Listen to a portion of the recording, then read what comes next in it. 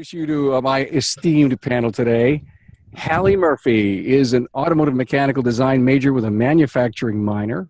Her interest in automotive was started by her father, who got Hallie involved with dirt track racing, actually. She did work with the cars, and you did some driving. Outrageous. Good stuff. Pittsburg State was an amazing opportunity for her that allowed her to explore all the options available to her in the automotive industry. She came to the program thinking that she would learn more about cars. Did that happen? Yes. Great. She has had the chance to intern with GM in the Flint, Detroit areas and Toyota in California. How long were you in California? 3 months. Good for you. She's set to graduate in December and has accepted an offer from Toyota Motor Sales to start in their automotive technical training program. Tell us more about that later. Hallie Huddleston. And Hallie is in the bottom right corner. She's from Kansas City, Kansas. Her pre-college education was at Turner High School. And at Turner High, she was in the color guard and in the high school's auto tech program. Her auto tech teacher helped Hallie find at Pitt State, and he was also a grad. Her grandfather was a big influence in her life. Growing up, her grandfather was always working on a vehicle. He was a mechanic for over 40 years. He's retired now, but still he hasn't quit working on cars, she says, during 3 1967 Impalas, all at the same time. Yeah. Amazing stuff. This past summer, Hallie had an internship with Bridgestone. They offered her a full-time position after she graduates in May of 2017. Isn't it amazing? You're all landing up on your fist. Oh, now that didn't happen for me, I'll tell you that. All righty. Okay, Randy Joe Blackman, bottom left corner, senior at Pittsburg State U. She's studying automotive tech with a dual emphasis. Listen to this: service management, marketing, collision, and insurance. You have any time to do anything else? Not at all. Not at all. Randy Joe is president of the school's SAE Baja team, as well as being active in their chapter. After graduation, her plan is to continue her studies at Pittsburg State University. Now listen to this, and pursue a master's in workforce learning. She aspires to teach workers new skills to help improve their job performance, allowing them to be more confident in their abilities and making them look forward to going to work every day. Scott Norman, thank you for bringing this great group of women to the podcast and for us to kind of pick their brains and see what's going on. Now, Scott has been on the show before in episode 152, and he also has another one coming up about Skills USA and World Skills. Well, ladies, I know that was a big, long introduction, and you haven't said a whole heck of a lot, so I'm just going to kind of pull up my stool and just sit on the side and listen to you guys banter about some great things, like, as an example, what really, really sparked your interest in automotive? Let me go to Hallie first. I don't know. My grandfather was a big influence. Just seeing him work on vehicles every time I came over just really intrigued me. And so ever since then, I decided that I would just try it out and see if I actually did like it. And as soon as I got to high school, it just came voila. It clicked for you, did it? Yeah. Yeah. And did you ever have a job during high school doing any kind of wrenching at all? No, not hands-on, but I did have a job at Clark's Tools, which is a specialty automotive tool store. So I didn't necessarily get the hands-on experience, but I got the middleman. This is the tool that I need for this specific job. Well, that was some great insight. Great insight. How about you, Randy Joe? Well, basically, my senior year of high school, I actually planned on going to school for sound engineering and music management. So this is complete out of left field for me. I toured Pitt State's automotive department, and since then, I just fallen in love with the program. My dad actually has worked for Toyota for over 30 years, so I basically grew up in the shop. Yeah. JDM for life. But so yeah, I grew up in the shop, and as I started to make my college decision, at first I kind of just went where the money was. I figured that I could be a parts and service manager or something, and and just make the big bucks. And the farther that I've gotten into the program, it just really my love for the program has just grown, and my love for just anything automotive has just grown as well. Is it sobering to know that those big six-figure jobs aren't available immediately out of school? A little bit, but for us women, those opportunities are always available to us. A lot of companies tell me, when I talk to them during our company days, that they're always looking for women, and those opportunities are always there for us. No doubt, no doubt. People are really looking. Hallie, how about you? What really sparked your interest in the automotive? Well, like I said, I grew up at a dirt track just north of Wichita. And so I got to see a lot of fabrication, a lot of, hands-on quick fixes type things, and a lot of suspension and engine work. And it just made sense to me. It always has. I have a very mechanical mind. So being able to come to Pittsburg State and explore that with, not only automotive, but with some mechanical background in manufacturing and how things are made, it just made sense. Are you all in the 4-year program or 2? 4 years. 4 year. You're all in the 4. Well, thank you, Scott, because I think we did talk about making sure I found, 3 women that were in the 4-year program. There are many students out there that are going through a 2, and there's a lot of schools that have that extra 2. Can you give anyone advice that they maybe should take the additional 2? I feel like it's just part of the college experience. Not everybody wants to take those gen eds, but I feel like college is just a really good ground for us just to get out there and live on our own, and basically force ourselves into these living situations, for us to just go out and join different activities and just to be involved. And I feel like 4 years is definitely important for us, so we can have all those experiences. Gen Ed, you got to have history, a little English. Isn't it okay, though? Doesn't it well round? It very much does. But the thing is that you're going to get all the gen eds and stuff in the 4-year program. In the 2-year program, it's all technical hands-on, which, if that's the way you want to go, it's good. But if you want to learn more management skills or more people skills, anything like that, 4 years is the way to go. Great answer. Haley, how about you? RJ and Hallie's pretty much touched base on everything. Okay. So You agree with them? Yeah, totally. All right, girls, I have a great question for you. Which is your favorite class? I guess I'll go ahead and start. Sure. A couple of my favorite classes have been with the all my collision classes.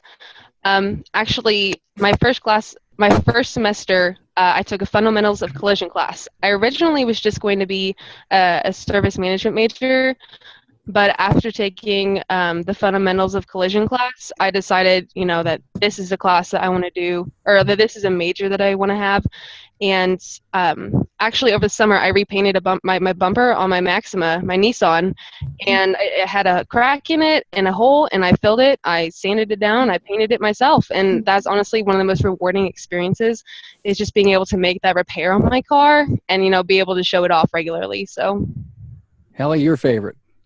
I'd have to say my favorites have been probably the fuels class and the hybrids class. The fuels class, because Mr. Norman teaches that, right? Norman teaches it, yes, but the favorite part has always been, blowing things up in the lab. So. And it interests me to see how everything works together and how you can get all these, molecules together to make a combustible fuel. Now, ladies, that podcasting is all about telling stories. So tell us the story, Hallie, of your favorite blow up. So my teachers, they came to me and they wanted me to build a hydrogen generator for class. And so I had about 2 weeks or so to do this before I had to go and present it to an elementary school. And so I was scrambling around, getting all the pieces and parts together, and wound up making a pretty decent hydrogen generator. And, I've had a one of the teachers here, he actually broke it before, like the night before presenting, and then had to fix it real quick. And then right before I had to present it to the college classes, we had an event at the college where high schoolers were coming through, and we were out in the garage, and I was showing them how to make hydrogen. And then Scott Norman and my other teacher, Trent Lindblom, they actually had the bright idea to light a match right at the end of the hose where the hydrogen was coming out. So that they thought there was enough pressure coming out of the hose that it wouldn't blow up, but there wasn't enough pressure, and the flame backfed into the generator and blew up the bubbler of the generator. Okay, who got written up? Both Norman and Linfield. See, now there's a great story we would have never heard before. Haley, how about you? I don't know if I had any like stories. I'm trying to think. Favorite class? My favorite class is definitely the fuels and my collision. I took Collision 101, and I didn't think that my collision class would come into play anytime at my life, because I'm a service marketing managing major. And so actually the semester after I took that class, I got in my first ever car wreck. And so what out of necessity. Yeah, what our professor taught us was exactly step by step what happened on going about getting the prices and estimates and what I'm going to have to do to fix my car. So it came in total handy. What great practical training, and it made, I mean, because it was specifically for you, you'll never forget that. No, yeah, you sadly I won't. Yeah, it wasn't for a customer or a friend, it was for you. Hey, the greatest challenge, ladies, the greatest challenge in your college environment, your courses, training that you've had the last 4 years, the greatest challenge? I would definitely have to say that coming in as a freshman or anything like that, or, newer, you're going to, especially as a female, you're going to have to really prove yourself to all the guys and especially the teachers. Once you have the teachers on your side and they know you know what you're doing, then they're in your corner and they root for you. All the guys, on the other hand, it takes them a little bit longer, but you just have to keep sitting there and proving yourself that you know what you're doing and that you belong where you are. And after that happens, then they kind of fall in line. They're like, okay, they know what they're doing. All right, we're good with them here. So do you all agree with that? I definitely agree. And I like Hallie said, going into these classrooms as like the only female in the class is incredibly intimidating at first. But, like she said, once the guys know that you know what you're doing, and once you do prove yourself, it definitely helps a lot. And girls just have a different way of thinking than guys do. So it kind of adds, something else to the table as well. How long into your first semester did you realize you made it with the guys, that they accepted you? I guess I've always just been, more friends with guys than girls. All right. That's just been my crowd. So, once my lab partners were comfortable, oh, she knows what she's doing. That definitely helps. Once the people that are closer to you realize that you're okay, then the people around them just kind of, realize that you're okay too. Thanks, Hallie. How about you? Actually, mine was kind of the same. I was in a lab situation, and we were actually rebuilding engines. It's one of the first classes that we have is our engines class. And I was very hands-off. I've already rebuilt engines, and the two people that I was with had never touched an engine before in their lives. So I was standing back. The teacher was coming around, and he was asking me, why aren't you helping out? And I'm like, I already know how to do this. I'm helping them through it. But, they need more experience than I do. So he would ask me questions about, what they were doing and stuff like that. And I was giving him the right answers. So he was fine with me standing back and helping them. And all of the other lab groups around me, they were seeing what was going on. And whenever the guys that I was trying to help would they would question me, the guys around me would sit there and be like, yeah, what she just explained to you is correct, so I think you're good. So Cool. that's whenever Great. I kind of learned that I was good. Haley, in your young life, have you ever gotten any great advice that you treasure?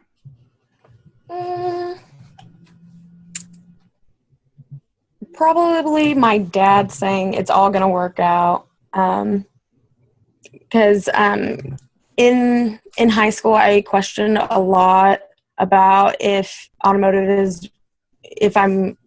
able to do it, if I'm good enough. And my dad would always tell me it's all going to work out. It's just keep doing it, stick to whatever you love. And if you love this, just do it. And so it got me through the first couple semesters at college because I felt like everybody knew so much more than me. And now I feel like I'm right where they are at the very end. So Stick to it. I love it. How about you, Randy Joe? I have to say to just be fearless, to just go out and do whatever you want to do. You know, you can't live life just being afraid to do things. You know, we're going to have to make a lot of decisions in our life that frankly is going to scare you. So why not just like own your decisions and just own your choices and just like live how you want. So that's going to be my my advice. How about you, Haley?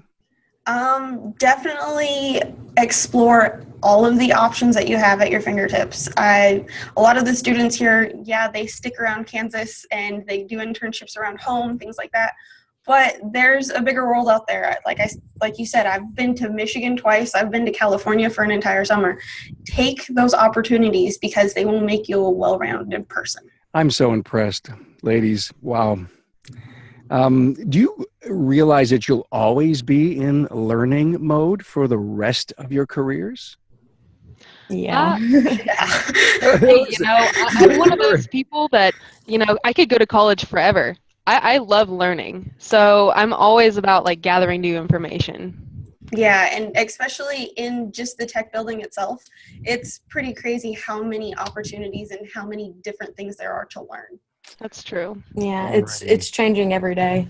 How exciting. You're really grounded, ladies. You really got your head screwed on in such a great way. Are you excited about joining the workforce here coming up upon graduation? But wait a minute, Yes. Randy Joe, you're sticking around though. You're not going Yeah, out just and for a little longer. All right, you're going to be a little longer. But Haley, how about you? Excited about joining the workforce? Yeah, Bridgestone has actually like opened a lot of doors for me. I didn't think I would like it at first, and I actually love it.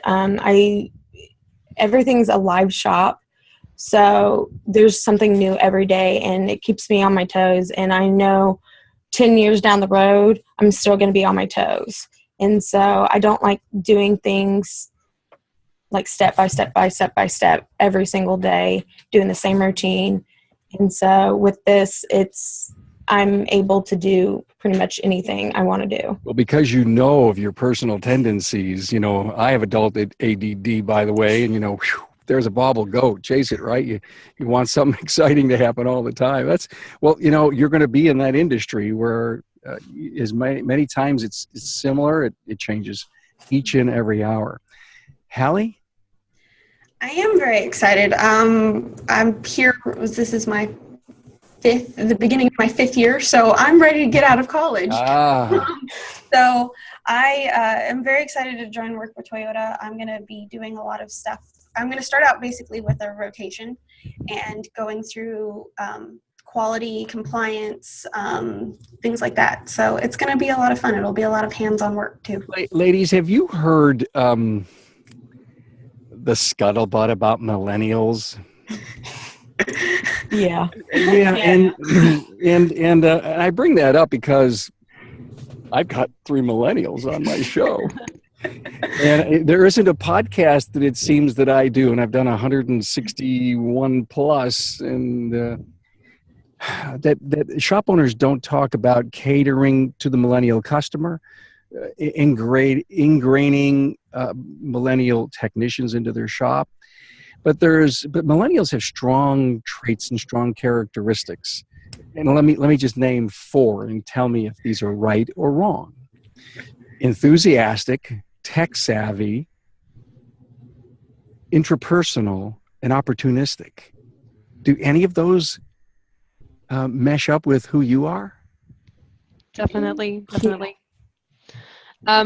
I feel like I definitely take advantage of any opportunity that's given to me. And I tech savvy, definitely. You know, my parents come to me, oh, my phone isn't working. Oh, my iPad isn't working. Help me. And so, you know, I feel like, especially with the amount of changing technology that's in the automotive business, I feel like it's really important for millennials to be on that because a lot of the older technicians, they don't really they don't know how to deal with like these new technologies, and that's something that we can learn very easily.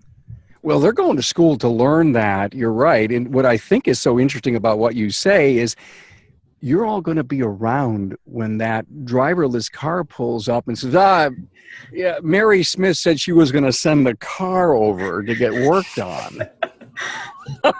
Isn't it amazing? It's crazy. Yes, very crazy. It's going to be quite a change. There's going to be lots of changes for us whenever we get into the workplace and fully seated and, you know, where we're getting into upper level management. There's going to be a lot of changes in the entire workforce, I think, not just technology. So between that and younger generations coming in and older, you know, leaving, we want to try to keep most of the really good stuff that the older generations, you know, given us. We want to keep that, but yet we want to keep changing it with the technology and everything that we have coming up and at our fingertips. You're all going to be driving or sitting in an autonomous car someday. You're all going to be part of ride sharing someday. And I believe with what I'm hearing here for the last half hour, you're excited about it. I don't know about that. It actually terrifies me that cars someday will drive themselves. I trust myself driving.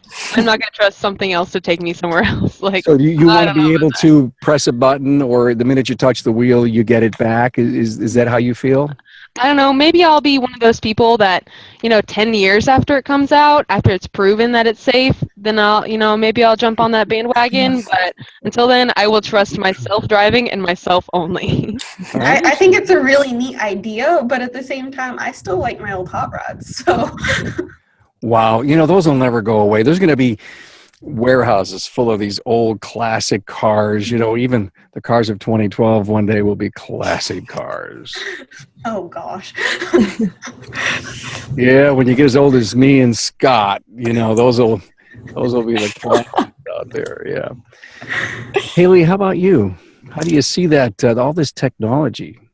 Yeah, I'm with Randy Joe. I don't think I'm gonna be driving it. Or let them drive me. I'm gonna drive. But when I drive, it's where I like to think, and so if I'm just sitting in the passenger seat and just riding, I don't really get to think. I go off in La La Land, and if I'm in the driver's seat, I actually think about my problems. So I'm not going to jump on that bandwagon anytime soon. Isn't it amazing? There was a point in time that I had like a 40-minute commute to go to work, and I didn't realize where the time went. Exactly. I just somehow got there. My subconscious took over while I was, whatever I was doing, rewind. I could say that 5 times fast, rewinding the day before and planning the day ahead and thinking about all the things that I have to do. So I really don't need the car to drive me there because somehow my human computer does it. Yeah. Or it's magic. I think a lot of the big push for the self-driving cars, though, is that there's a lot of people in our generation and younger who don't have the drive to go out and even get their driver's license. So you see that people going and getting their driver's license, that age is going older and older. So that might be one of the big pushes for it. That's a great point. But back to my point, when you're not paying attention, you're increasing your risk of accident. And that would be the thing that I would want that car to help me do, is to watch my lane changes and, who's in front and who's in back. Are they safe distances? And did a light turn red in front of me that I wasn't paying attention to? So I do see value in the new safety systems coming out, but would I let someone, drive my car? I don't know. The verdict's out on that. I think people should be able to drive their car, but then whenever things like that happen, maybe the car kind of takes over. So it would be cool to get on the super highway. You're going 70, press a button and listen to my podcast. Hey, so what was your first car? Sorry, go ahead. Mine was a 95 Ford Contour. All right. A nice, classic, old, boxy car. Okay. Old, not classic. That would be true. Mine was a 99 Toyota Corolla. So, nothing special, but it got the job done. A 99 Toyota Corolla. And reliable. You're going to work for Toyota. No, you're not, are you? I am. Oh, that's right. Me. You are, Haley. Okay. What was your first car? Mine was a 97 Grand Am. Ooh, okay. All right. Grand Ams, that was a nice car at the time, wasn't it? Yeah, at the time. Whenever I had it, it was just kind of there. What are you driving now? Right now, I'm driving an '08 Suzuki Forenza that's actually totaled out for hail damage. Golf ball. Yeah, it's a golf ball. Wait a minute. I don't understand that. It doesn't do this stuff in Kansas, does it? Does it rain in Kansas? There's weather all the time. Isn't this Dorothy's, Kansas? Snows and thunders all in one day. Yeah. Okay. It's like If you don't like the weather, just wait 10 minutes. Yeah. Can we say that about Buffalo, New York? Are you kidding me? There's thunder, snow. There's all sorts of things. So, you brought up a great point earlier, Hallie. You said people aren't getting their license. Millennials aren't getting their license. So is this ride share and autonomous car just ripe for that attitude? I think so, but at the same time, in my mind, I think that people should still know how to drive and, be able to sit here and drive older vehicles if that's going to be the main thing, one day. They still need to know the basics of how to drive and how to deal with traffic and things like that. We might not use it, but it's kind of like learning math, learning how to do basic math without the calculator. We still need to know how to drive, even though the cars drive themselves. That is such a great point. Great point. Are the people, your friends that aren't getting their license, are they city dwellers? Most of them, yes. I grew up around the Wichita area, so most of them have grown up in Wichita, in Kansas City, other bigger cities, yes. Whenever you live out in the middle of nowhere, you kind of have to get places. So driving's a good carrot to dangle. And what's so interesting about what you bring up is, if I lived in the city, I didn't have my license or a vehicle, and I relied on public transportation or rideshare or Uber, my job has to be within that city limit almost. Yes. So if you wanted to expand out and go to work in the suburbs, I don't want to move to the suburbs. There could be great opportunities there. So, I get it. I understand.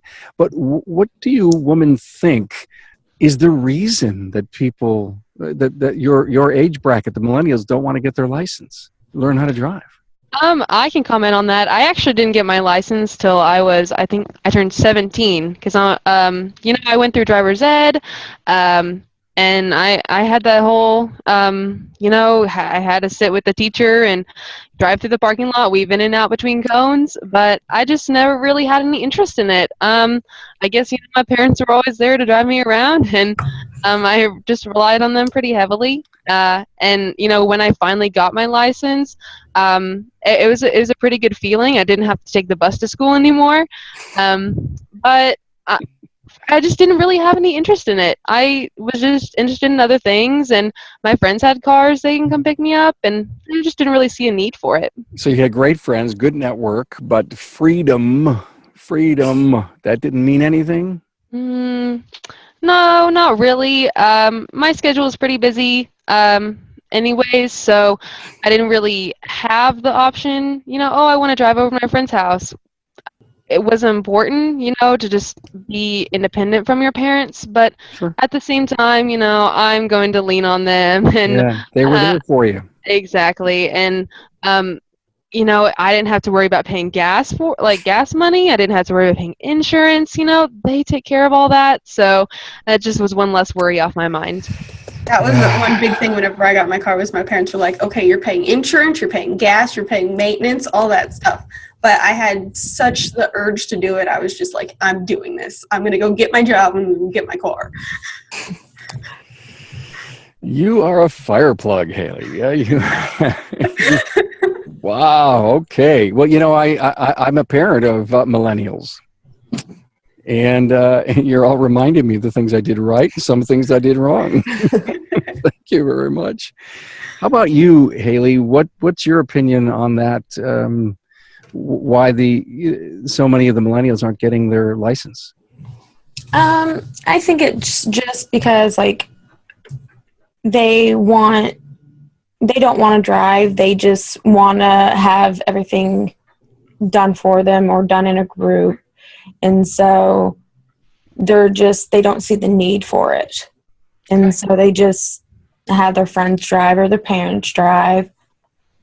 And great networks today. I mean, really parents, there's just almost nothing they won't do to help their son or daughter today. And the friends, you probably say, oh, I hope my friend gets a car and their license because they need to chauffeur me.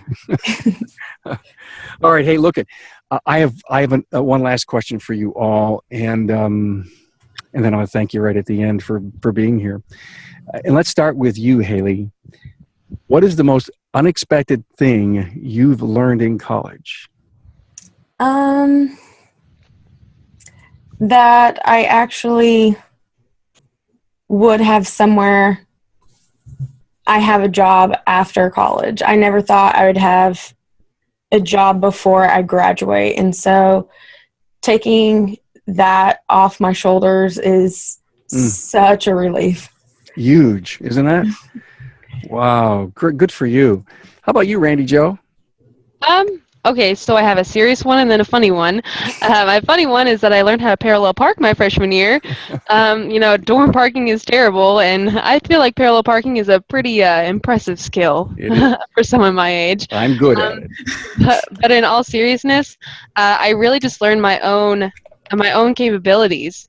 I'm involved in so many different things. I'm the president of my Baja team. I'm heavily involved in our chapter of the Society of Automotive Engineers, and just really being able to push myself and just see where my limits are. I think that's been really important for me. So I know when to back off, and I know when I can just really push myself and just take all.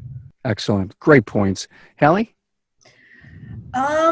Definitely, like I kind of said earlier, is, all the opportunities. I came into Pittsburg State thinking, okay, a lot of the stuff that I'm going to get into is going to be dealership or, technician repair jobs and stuff. And I wasn't really ever interested in that. Coming here, I realized there are a lot more opportunities in the automotive industry than I ever imagined coming into school. So many of my listeners own shops. They're entrepreneur shop owners, independents, not dealerships. How much respect do you have for a non-dealership service repair facility? Have a lot of drive behind you, especially in these days where we have all the specialty tools and all the scan tools, everything like that. You've got to have a lot of drive to be able to keep all that stuff up and going. So, it's very respectable to have your own independent shop in these days with the technology that we have now. I agree. I think it's pretty difficult almost. We go to dealerships to purchase our cars, so automatically we're going to go back to the dealership to get it serviced. So those independent shops really have to make a name for themselves. They have to prove to people that they're worthy of people's business. And, a good independent shop that has a lot of business, that does good work, the sky's the limit for them. Kelly?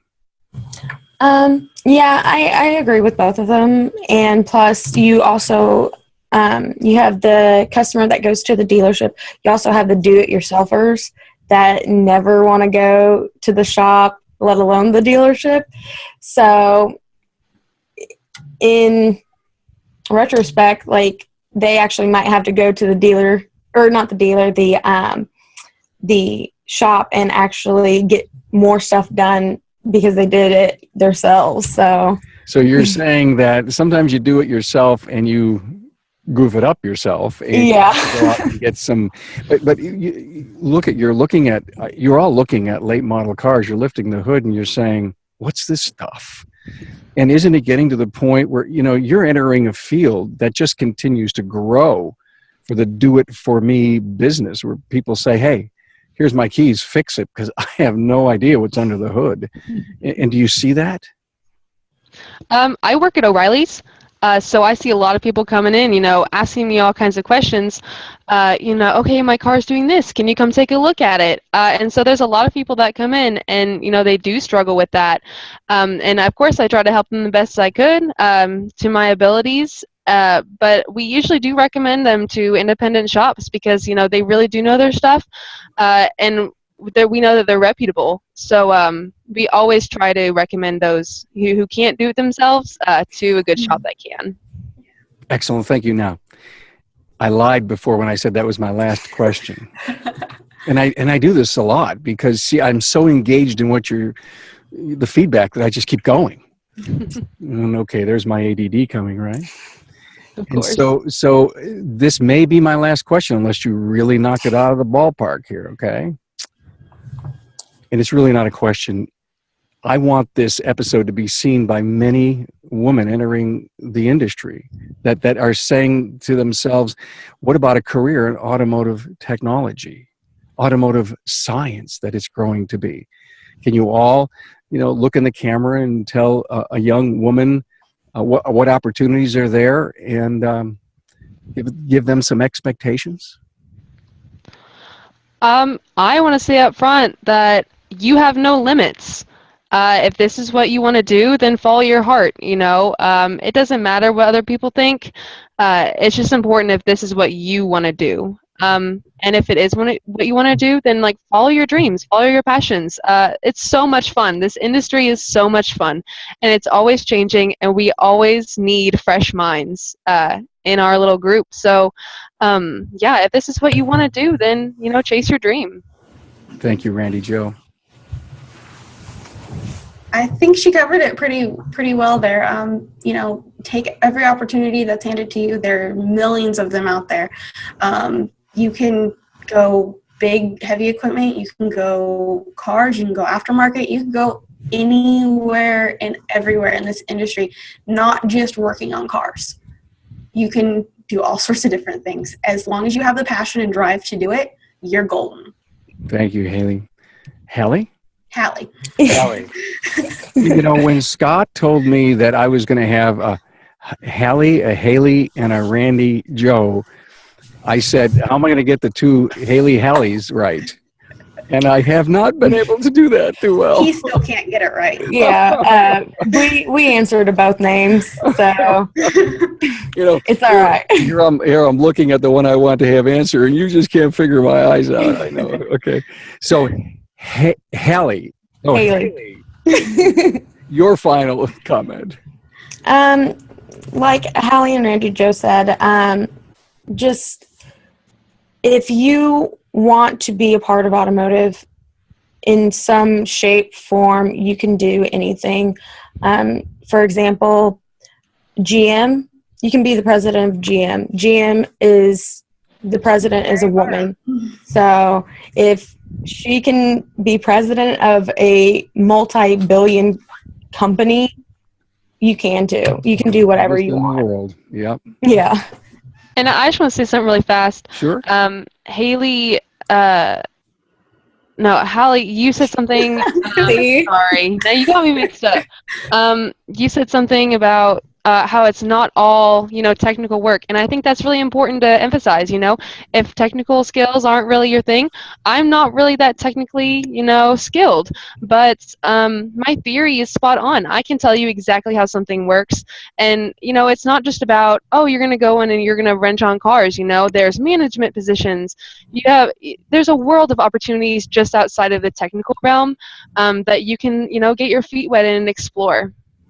Well, the aftermarket's a $324 billion enterprise. It's way up there in gross national product. So you're absolutely right. Ladies, this was my first roundtable with, college, soon-to-be grads in the automotive, going for automotive technology. So I'm honored to have my first interview with you three. Thanks for being here. Thank you Thank for you having so us. much. Yeah, thank you.